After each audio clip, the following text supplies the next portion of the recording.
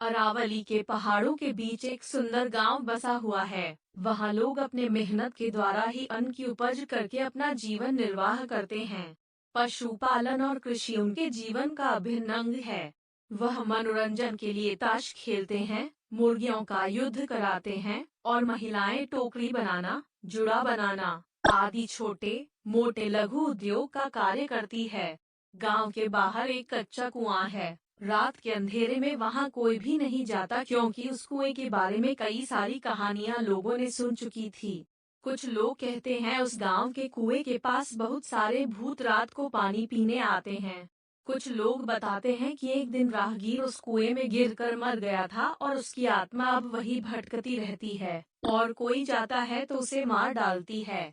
न जाने कितनी ही कथाएं उस कुएं को लेकर बनाई गई थी, किंतु कोई भी व्यक्ति शाम के बाद उस रास्ते नहीं जाता और ना ही उस कुएं के पास। एक दिन की बात है, गांव में लोग आपस में उस कुएं को लेकर बात कर रहे थे। उसमें एक लोहार भी शामिल था।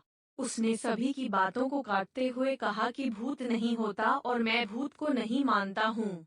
लोग उसे डांटने लगे और उसे भूत होने का यकीन दिलाने लगे, किंतु लोहार डटकर उनका सामना करने लगा और कहने लगा कि भूत नहीं होता, मैं उस कुएं के पास जाकर सबको साबित करूंगा।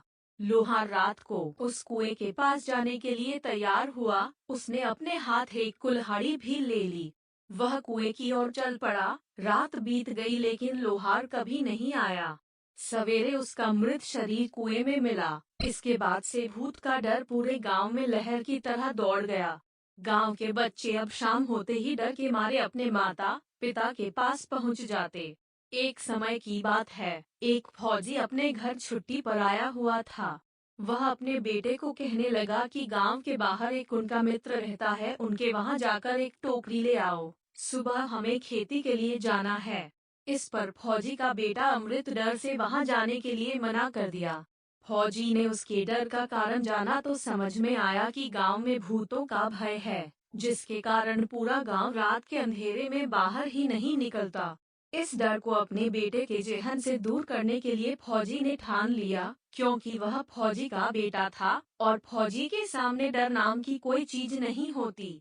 फौजी ने एक टॉर्च लिया और अपने बेटे के साथ टहलने के लिए बाहर निकल गया। अमृत डरते डरते अपने पिता के पीछे हाथ पकड़कर चलता रहा। फौजी अपने बेटे को लेकर उसी कुएं के पास पहुंच गया, जहां की कहानियां सभी लोग सुनाया करते थे। फौजी ने चारों तरफ टॉर्च मार कर देखा, वहां पर कोई नहीं था। अमृत को उसने बोला, देखो यहाँ कोई है।